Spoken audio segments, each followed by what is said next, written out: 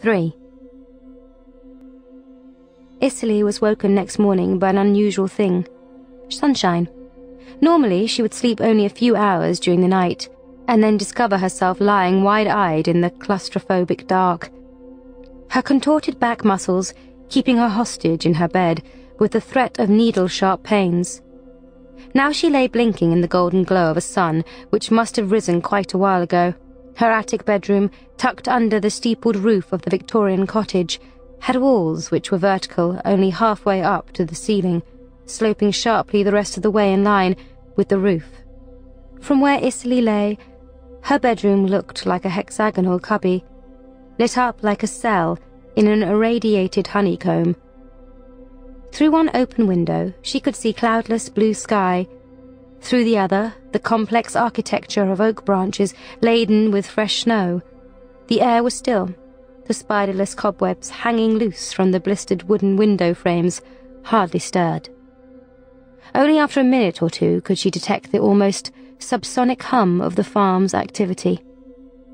She stretched, grunting in discomfort, and threw the bedclothes aside with her legs.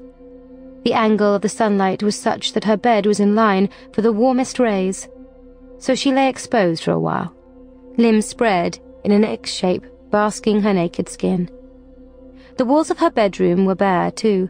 The floor was uncarpeted, an unvarnished lamina of ancient timber boards which would not have passed a spirit-level test. Just under one of the windows, a patch of frost glittered on the floor. Out of curiosity, Cicely reached down to the glass of water next to her bed and lifted it up to the light. The water in it was still liquid. Just. Cicely drank it, even though it crackled slightly in the pouring. After a whole night of lying still and letting nature take its course, her body had attained a simmering circulation that would persist until she'd exercised herself into diurnal metabolism. In the meantime, she was as warm as a snow goose. Drinking the water reminded her she had eaten nothing since yesterday's breakfast. She really must fuel up properly today before going out on the road. If she went out on the road, that is. After all, who said she had to go out every day of her life? She wasn't a slave. The cheap plastic alarm clock on the mantelpiece said it was 9:03. There was no other mechanical apparatus in the room except for the scuffed and grubby portable television wedged in the hearth. Its power cord was plugged into a long extension cable which snaked along the skirting boards and out the door. Downstairs, somewhere, there was an electrical connection. Cicely heaved herself out of bed and tested out what it felt like to stand up. It wasn't too bad. She had grown lax about her exercises, and that made her more stiff and sore than she need be. She could definitely do better. She walked over to the fireplace and switched on the television. She didn't need her glasses to watch it. In fact, she didn't need her glasses at all. The lenses were bits of thick window pane pretending to be optical. They gave her nothing but headaches and eye strain, but she needed them for her job. On the television, a vaudeville chef was instructing an inept female how to fry slivers of kidney. The female giggled in embarrassment as the smoke began to rise. On another channel, multicolored furry creatures, unlike any Cicely ever saw in real life, cavorted and sang songs about the letters of the alphabet. On another channel, a shivering food blender was being demonstrated by hands whose nails were painted peach. On another channel, an animated pig and animated chicken were flying through space in a rocket-powered jalopy. Clearly, Cicely had missed the news. She switched off the television, straightened and took up her position in the center of the room to do her back exercises. Doing them properly took time and effort, but she'd been lazy lately, and her body was punishing her for it. She must get back into shape. Pain such as she'd suffered the last few days was simply not necessary. Allowing herself to get unfit proved no point, unless, for some perverse reason, she actually meant to make herself miserable. To make herself regret what she had done. She didn't regret what she had done, no. So, she arched her spine, swiveled her arms, stood on each leg in turn, then on tiptoe, with her arms upstretched and trembling. She held this stance for as long as she possibly could. The tips of her fingers brushed the dangling dead light bulb. even extended to her full length like this, in a child-sized bedroom, she was well short of touching the ceiling. 15 minutes later, perspiring, shivering a little, she padded over to the wardrobe and selected her clothes for the day. The same clothes as yesterday. The choice, in any case, was from among 6 identical low-cut tops in different colours, and 2 pairs of flared trousers, both green velvet. She possessed only 1 pair of shoes, a custom-made pair, which she had to return to the shoemaker 8 times before she could walk in them. She did not wear underwear or a bra. Her breasts stayed up by themselves. 1 less problem to worry about. Or 2. Cicely walked out of the back door of her cottage and sniffed the air. The sea breeze was especially spicy today. She would definitely go to the Firth as soon as she'd had breakfast.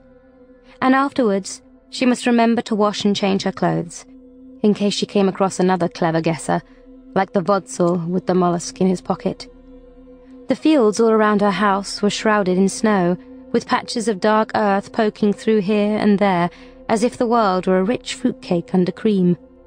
In the western field, tiny golden sheep stood marooned in the whiteness, shoving their faces into the snow in search of buried sweetness.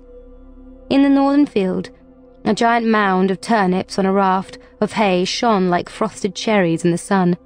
To the south, behind the farm steadings and silos, loomed the dense Christmas firs of Carbole Forest. To the east, beyond the farmhouses, churned the North Sea. There were no farm vehicles anywhere to be seen, and no workers. The fields were all rented out to various local landowners, who would bring along what we needed at ploughing time, harvesting time, lambing time, and so on. In between times, the land lay silent and untouched, and the farm buildings rotted, rusted, and grew moss. In Harry Bailey's time, several of the steadings had housed cattle through the winters, but that was in the days when there was money in it. The only cattle now were a few of Mackenzie's bullocks in the field near Rabbit Hill. On the cliffs at the sea-bound rim of Ablach, 100 or so black-faced sheep grazed their cheap and salty forage. They were lucky there was a small stream flowing out to sea, as the old cast-iron water troughs were overflowing with dark spinach of algae, or rusted nutmeg brown. No, Ablach's current owner certainly wasn't the pillar of the community Harry Bailey had been. He was some sort of Scandinavian, the natives thought, and a mad hermit besides. Cicely knew he had this reputation because, despite a policy of never giving lifts to locals, she'd had hitchers 20 miles up the A9 suddenly start talking about Ablach Farm. The odds against such a thing coming up in conversation with a stranger, even allowing for the sparse population of the Highlands, must be phenomenal, especially since Cicely was careful always to lie about where she lived. But it must be a smaller world than she thought, because once or twice a year, a talkative hitcher would get on to the subject of incomers and how they were ruining Scotland's traditional existence, and sure enough, Ablach would be mentioned. Cicely would play dumb while she heard the story of how a mad Scandinavian had gobbled up Bailey's farm, and then, instead of turning it into one of those European money-spinning ventures, had just let it fall into decay, renting out the fields to the same farmers he'd outbid. "It just goes to show," one hitcher had told her, "foreign minds don't work the same as ours. No offence." "No offence taken," she said, trying to decide if she should dispatch this Vodsel back to the place he claimed to know so much about. "So, where are you from then?" he'd asked her. She couldn't remember now what she'd replied. Depending on how well-travelled the hitcher seemed to be, she had a number of places she might claim to be from. The former Soviet Union, Australia, Bosnia, even Scandinavia. Unless the hitcher was saying nasty things about the mad bastard who bought Ablach Farm. Over the years, though, it became Cicely's impression that the man she knew as Eswes was slowly winning the grudging respect of the community. To other farmers he was known as Mr. Eswes, and it was accepted that he would conduct all his affairs from inside the big house, a cottage twice the size of Icely's in the centre of the farm. Unlike her cottage, it had electric power in all its rooms, heating, furniture, carpets, curtains, appliances, bric-a-brac. Icely didn't know what Eswyth did with these things, but they probably impressed visitors, few though these were. Icely didn't actually know Eswyth very well at all, despite the fact that he was the only person in the world who'd been through what she had been through. In theory, then, they had lots to talk about, but in practice, they avoided each other. Shared suffering, she'd found, was no guarantee of intimacy. The fact that she was a woman and he was a man had nothing to do with it. Eswyth rarely socialized with the other men either. He just stayed holed up in his big house, waiting to be useful. He was, to be honest, virtually a prisoner in there. It was absolutely crucial that he be available 24 hours a day in the event of any emergency, which might collide Ablach Farm with the outside world. Last year, for example, a carelessly driven pesticide sprayer had killed a stray sheep, not with pesticide, or even under the wheels, but in a freak accident, braining the animal with the tip of one of its wing-like booms. Mr. Eswyth had promptly negotiated an arrangement between himself, the owner of the sprayer, and the owner of the sheep, nonplussing the other two farmers by accepting full blame for the straying of the animal, as long as unpleasantness and paperwork could be avoided. That was the sort of thing that earned him his measure of respect in the area, foreign incomer though he was. He would never show his face at a ploughing championship, or a ceilidh. Everyone knew that now, but maybe it wasn't because he couldn't be bothered. There were sympathetic rumours of arthritis, a wooden leg, cancer. He also understood better than most wealthy incomers that times were tough for local farmers, and regularly asked for straw or surplus produce in lieu of rent. Pillar of the community Harry Belly may have been, but he was a bugger when it came to contracts. With Eswyth, a word muttered over the telephone was as good as his signature, and as for the way he tried to discourage tourists from trespassing, confronting them with barbed wire and threats, well, more strength to his arm. The Highlands were not a public park. Icely walked the main path and, sighing with relief at being rid of her glasses for a while, peered across at Eswyth's house. The lights were on in all the rooms. The windows were all shut and opaque with condensation. Eswyth could be anywhere in there. The sensation of fresh snow crunching underfoot was deeply satisfying to Icely. Just the idea of all that water vapour solidifying by the cloudful and fluttering to earth was miraculous. She couldn't quite believe it, even after all these years. It was a phenomenon of stupendous and unjustifiably useless extravagance. Yet here it lay, soft and powdery, edibly pure. Icely scooped a handful off the ground and ate some. It was delicious. She walked the largest of the steadings, the one that was in the best or least shabby condition. A dilapidated tile roof had been replaced by sheet metal. Whenever stones crumbled out of the walls, the cavities were promptly filled in with cement. The total effect was less like a house, and more like a giant box. But these aesthetic sacrifices were necessary. This building must be protected from the elements, and from the prying eyes of outsiders. It was the entrance to a much larger secret, just below the ground. Icely stood in front of the aluminium door and pressed the buzzer underneath the metal sign saying, "Dangerous chemicals and authorized personnel only." Yet another warning sign hung on the door itself, a stylized picture of a skull and two crossbones, which Icely supposed must be femurs. The intercom crackled abstractly, and she leaned close to it, her lips almost brushing the grill. "Icely," she whispered. The door rolled open, and she stepped inside.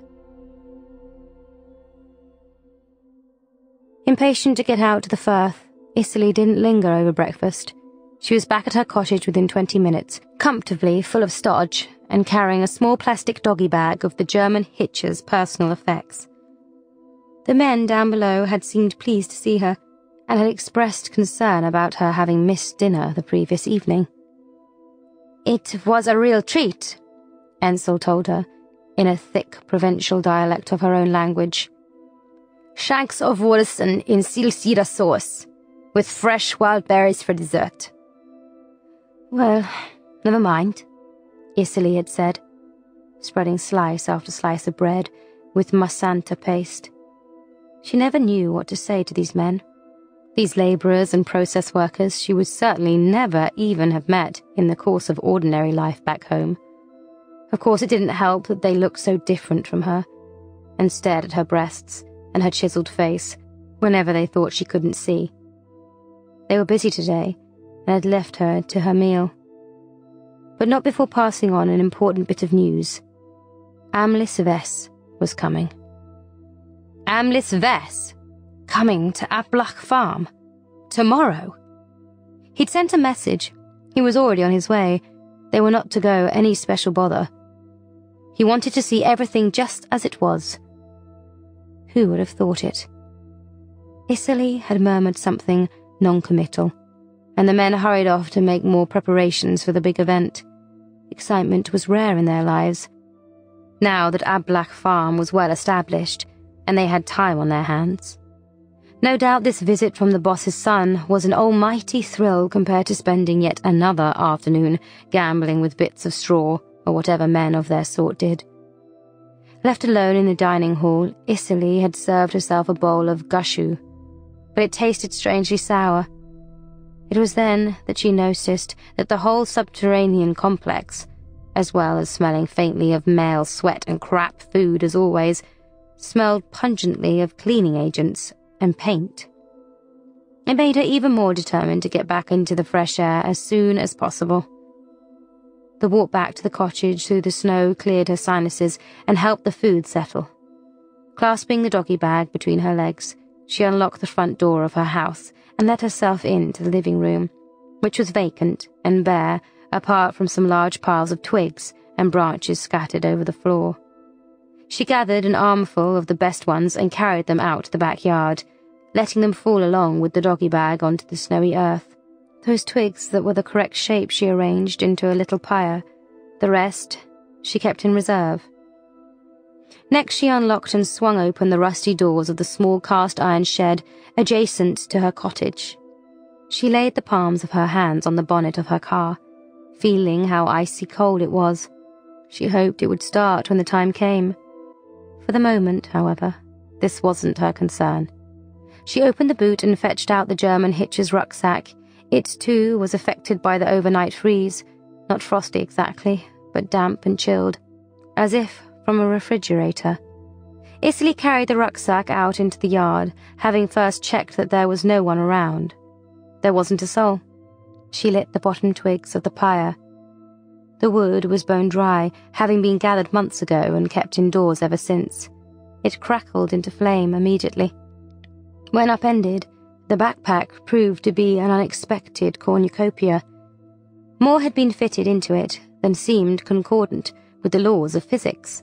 The most extraordinary variety of things, too, all tucked away in dozens of plastic boxes and bottles and pouches and slits and zip pockets, arranged and interleaved with great ingenuity. Isserley threw them, one by one, onto the fire. Multicoloured food containers squirmed and collapsed in a bubbling petroleum stink. T-shirts and underpants thrown unfolded onto the flames. Yawned black holes to let smoke exhale. Socks sizzled. A small cardboard box of prescription medicine exploded with a pop. A transparent, cylindrical canister containing a little plastic figurine wearing Scottish national costume went through several stages, the last of which was the collapse of the naked pink doll, its limbs fussing, face first, into the flames. The dearth of highly flammable items was putting a strain on the fire, and once a pair of trousers was added, it threatened to die. Isserley selected some dry twigs and laid them on in strategic places. The fold-out maps of England, Wales and Scotland were useful too. Loosely screwed up to facilitate aeration, they burned excitably. Hidden near the bottom of the rucksack was a pink toiletries bag, which contained not toiletries but a passport. Isserley hesitated over this item, wondering whether she could use a passport herself. She'd never seen one before, at least not in the flesh, so to speak. She flipped through its pages, examining it curiously. The Hitcher's picture was in there, as well as his name, age, date of birth, and so on. These things meant nothing to Icily, but she was intrigued by how, in the photograph, he looked chubbier and pinker than he had been in reality, and yet also queerly less substantial. His expression was one of crestfallen stoicism. Strange how a specimen like him, well cared for, healthy, free to roam the world and blessed with the perfection of form which would surely have allowed him to breed with a greater selection of females than average, could still be so miserable. By contrast, other males, scarred by neglect, riddled with diseases, spurned by their kind, were occasionally known to radiate a contentment that seemed to arise from something more enigmatic than mere stupidity. This inability of some of the most superbly fit and well-adapted vaudevilles to be happy while they were alive was, for Icily, one of the great mysteries she encountered in her job, and one which her years of experience had only made more puzzling. There was no point discussing this with Eswis, much less with the other men on the farm. Well-intentioned though they were, she'd long ago discovered they lacked a spiritual side. Icily looked up and noticed she'd let the fire burn low, and rummaged around for something highly combustible. The Hitcher's plastic pouch of signs was the first thing to hand, and she shook the sheaf of papers out onto the snow. She tossed them on the fire one by one. Thurso, Glasgow, Carlisle, and half a dozen others, right down to Shetland. They burned brightly enough, but were consumed in moments. The pyre was rapidly congealing into a smouldering porridge of ash and molten plastic, unlikely to make much impact on the biggest item left, the rucksack itself. Icily hurried back to the shed and fetched out a can of petrol. She sloshed the gleaming fuel liberally all over the backpack and tossed it gingerly onto the flickering mound. The blaze revived with an intoxicating vomp. Icily had one last look at the passport.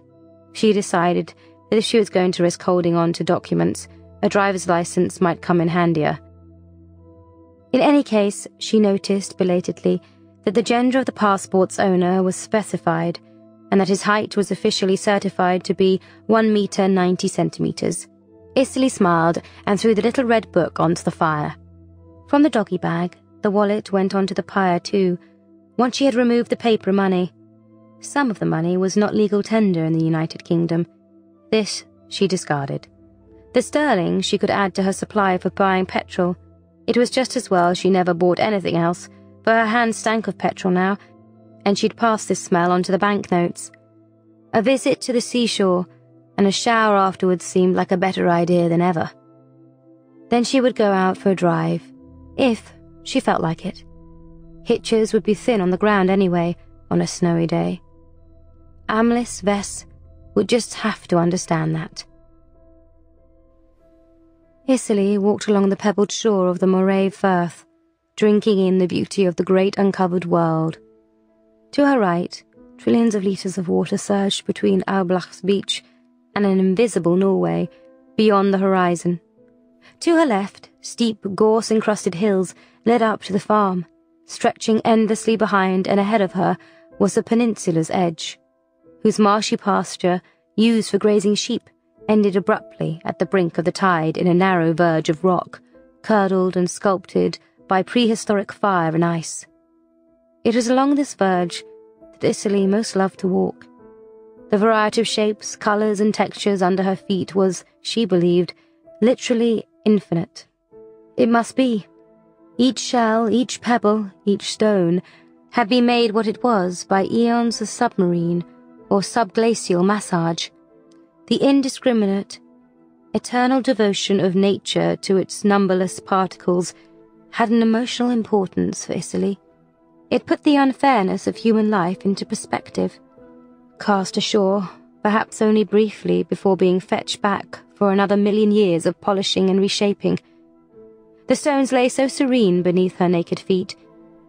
She would have liked to collect each of them, for an infinitely complex display, her rockery, for which she was personally responsible, but which was so vast that she could never walk from one end of it to the other. In a sense, the Ablach shore was already such a rockery, except that she'd had no hand in preparing it, and she wished keenly to play some part in the design. She picked up a pebble now, a smooth bell with a silky hole right through it. Its colours were stripes of orange, silver, and grey. Another stone at her feet was spherical, pure black. She dropped the bell-shaped one and picked up the black globe instead. Even as she was lifting it, a bright pink and white crystal egg caught her eye. The challenge was exquisitely hopeless. She dropped the black globe and straightened up, peering out across the ocean, across the dematerializing furrows of the waves. Then she looked the other way, to find the boulder on top of which she'd left her shoes. They were still there, the laces trembling in the breeze. She was taking a risk in baring her feet to the world, but in the unlikely event that anyone else were to stray onto the beach, she'd see them coming for hundreds of meters or more. By the time they were close enough to see her feet, she could easily retrieve her shoes, or even wade into the water if need be. The relief she felt in allowing her long toes to splay over the rocky shore, curling round the stones, was inexpressible. Whose business but her own, anyway, were the risks she took? She was doing a job no one else could do, and coming up with the goods year after year. Hamlis Vess, if he had the audacity to find fault with her, would do well to remember that. She walked on, veering nearer to the lapping of the tide. The shallow pools between the larger rocks were crammed with what she now knew was called whelks, though they appeared to be the piddly wee ones the market did not require. She took one out of the glacial brine and lifted it up to her mouth, venturing the tip of her tongue into its glarious hole. Its flavour was acrid, an acquired taste, no doubt. She put the whelk back into its pool, gently so as not to make a noise. She had a visitor of sorts. A sheep had strayed onto the pebbled shore not far from her and was sniffing boulders as large as itself, licking them experimentally. Icily was intrigued. She hadn't thought sheep could walk on such a surface, had thought their hooves wouldn't permit it. But here it was, stepping across the treacherous morass of stones and shells with apparent ease. Icily approached stealthily, balancing gingerly on the fingers of her feet. She barely breathed for fear of startling her fellow traveller. It was so hard to believe the creature couldn't speak. It looked so much as if it should be able to. Despite its bizarre features, there was something deceptively human about it, which tempted her, not for the first time, to reach across a species divide and communicate. "Hello," she said. "Aho," she said. "Wien," she said. These three greetings, which had no effect on the sheep except to make it scramble away, exhausted all the languages Icily knew. She wasn't exactly a linguist, admittedly, but then no linguist would ever have applied for her job, that was for sure. Only desperate people with no prospects except being dumped to the new estates would have considered it. And even then, only if they were out of their minds. She had been totally crazy, looking back on it, deliriously insane, but it had all turned out for the best, after all. The best decision she'd ever made. A very small personal sacrifice, really, if it avoided a lifetime buried in the estates, a brutishly short lifetime, by all accounts. In fact, whenever she found herself grieving over what had been done to her once beautiful body in order for her to be sent here, she reminded herself what people who'd lived in the new estates for any length of time looked like. Decay and disfigurement were obviously par for the course down there. Maybe it was the overcrowding, or the bad food, or the bad air, or the lack of medical care, or just the inevitable result of living underground. But there was an unmistakable ugliness about estate trash, an almost subhuman taint. When she'd got the news that she was going to be sent there, Icily had made a fierce and solemn vow to stay healthy and beautiful against the odds. Refusing point-blank to be changed physically would be her revenge on the powers that be, her recoiling kick of defiance. But would she have had a hope, really? No doubt everybody vowed at first that they wouldn't allow themselves to be transformed into a beast, with hunched back, scarred flesh, crumbling teeth, missing fingers, cropped hair. But that's how they all ended up, didn't they? Would she have been any different if she'd gone there rather than here? Of course not. Of course not. And now, the way things had turned out, she didn't look any worse than the worst estate trash, did she? Or not much worse, anyway. And look what she'd got in exchange. She looked at the whole wide world from her rocky vantage point on the shore of Ablach Farm. It was unbelievably marvellous. She felt like running about in it forever, except that she couldn't run anymore. Not that she'd have been doing any running in the estates. She'd have been shambling around spiritlessly, along with all the other losers and lowlifes, in underground corridors of bauxite and compacted ash. She'd have been working her guts out in a moisture filtration plant or an oxygen factory, toiling in filth like a maggot among other maggots. Instead, here she was, free to wander in an unbounded wilderness, swirling with awesome surpluses of air and water. And all she had to do in return, when it came right down to essentials, was walk on two legs. Of course, that wasn't all she'd had to do. To stop herself thinking about the more embittering specifics of her sacrifice, Isserley abruptly decided to get back to work. There was only so much freedom she could wallow in before she began to grow uneasy. Work was the cure. She'd already thrown the German hitcher's keys and wristwatch into the sea, where they would be reshaped and retextured along with all the other jetsam of the millennia. The empty plastic bag she had tucked into the wristband of her trousers to avoid littering the beach. It was littered enough already with ugly plastic flotsam from the passing ships and oil rigs. One day, she would light a giant bonfire on the shore and burn all the rubbish on it. She kept forgetting to bring the equipment, that's all. Now she retrieved her shoes and pulled them on with some difficulty over her icy and somewhat swollen feet. She'd overdone the exposure to the cold, perhaps. A few hours in her little overheated car would put her to rights. She strode over the shore towards the grassy fringe of pasture. Her sheep had rejoined its flock, far away now on the upper reaches of the hill. Trying to discern which sheep was the one she'd spoken to, Isserley stumbled and almost fell, made clumsy by the shoes. She must keep her eyes on where she was stepping. Intricate tangles of bleached and sun-dried seaweed lay scattered at the very edge of the living vegetation, resembling the skeletons, or parts of skeletons, of non-existent creatures. In amongst these deceptive simulacra, authentic husks of cannibalized seagulls fluttered in the wind. Sometimes, but not today, there was a dead seal, its back flippers tangled in an off-cut of fishing net, its body hollowed out by other citizens of the sea. Isserley walked along the path the generations of sheep flocks had made, up the tiers of the hill. In her mind, she was already behind the wheel. When she got back to the cottage, the bonfire had died. There was a halo melted around it, a dark circle of ash and scorched grass in the snow. On the pyre itself, some of the rucksack still lay unconsumed. She pulled the sooty metal support struts out of the ashes and cast them aside for disposal later. Tomorrow, perhaps, if she was ready for the sea again by then. She let herself into the house and walked straight into the bathroom. It, like all the rooms in the house, had a bare and uninhabited appearance, tainted by mildew and the chafe of insects. Dim light leaked in through a tiny window of filthy frosted glass.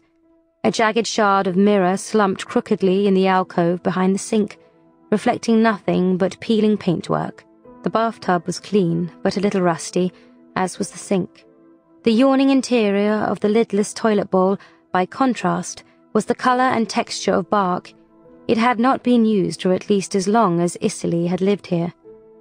Pausing only to remove her shoes, Isserley stepped into the ochre-streaked bathtub. Screwed into the wall above her head, there was a shower nozzle which she instructed by means of a bake-like dial to spurt pressurized water down over her. Even as the torrent sputtered out, she was taking off her clothes and letting them fall into the tub around her feet. On the rust-malted ledge of the bath, 3 different bottles of shampoo stood ready. Together, they had cost exactly £5 at the Arabella service station. Isserley picked up her favourite and squirted the pale green syrup over her hair. Then she squirted more of the stuff over her naked body and lavishly down into the sodden heap of clothing at her feet. With one foot, she pushed the squelching pile over the plug hole to allow the water level in the tub to rise. She washed her hair carefully, rinsing it over and over. Her hair had always been her best feature back home. A member of the elite had once told her that with hair like hers, it was out of the question she could possibly be destined for the new estates. A cheap and fatuous compliment, in retrospect, but thrillingly encouraging at the time. She'd felt as if her passage into a bright future was a matter of physical inevitability, a lush and glossy birthright everyone could see at a glance, and a lucky few could stroke admiringly. So little of it was left now that she couldn't bear to cherish it anymore. Most of it would never grow back again. The rest was just a nuisance. She stroked the skin of her shoulders and arms, checking if she needed to shave again just yet. Her palms, slippery with lather, detected the soft stubble, but she decided she could get away with leaving it for one more day. Lots of females had a bit of hair on them, she discovered. Real life wasn't at all like the smooth images celebrated by magazines and television. Anyway, nobody would see it. She lathered up her breasts and rinsed them, with distaste. The only good thing about them was that they prevented her seeing what had been done to her down below. Redirecting the shower nozzle, she turned her attention to the clothes, which now swirled in a shallow pool of sudsy grey water. She trampled them, rinsed them, trampled them some more, then wrung them out in her powerful claws. They would dry out eventually, in a square of sunlight shining through her bedroom window, or, if that failed, on the back seat of her car. It was after midday when Isserley finally drove out of the farm. The sun, which had been so golden in the morning, was barely visible now. The sky had turned slate grey and hung swollen with undischarged snow. The likelihood of finding any hitchhikers on the roads, let alone suitable ones, was slim. Yet she was in the mood to do some work, or at least get away from all the fuss she knew was still going on below ground. On her way past the main steading, she noticed a most unusual sight. Eswis perched on a large wooden stepladder, a tin in one hand and a brush in the other, painting the stone walls white. Isserley slowed the car to a stop near the foot of the ladder and looked up at Eswis.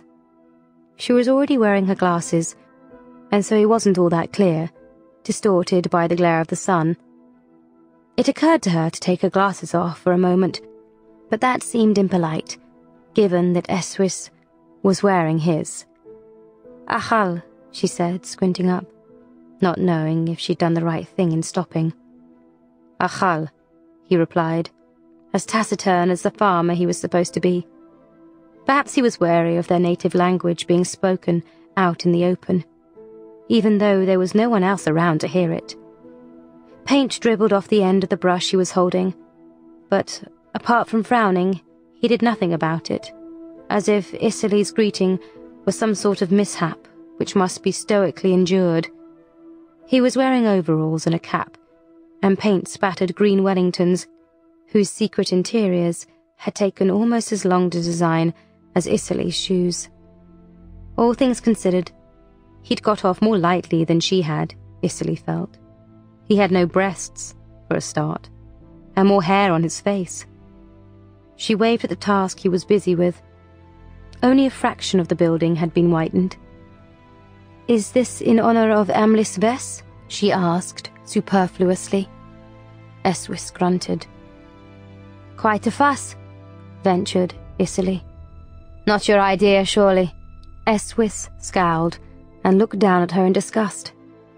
"Fuck Amlis Vess," he pronounced. very distinctly, in English, and then turned to continue painting. Cicely wound up her window and drove on. One by one, feathery snowflakes started spiraling down from the sky.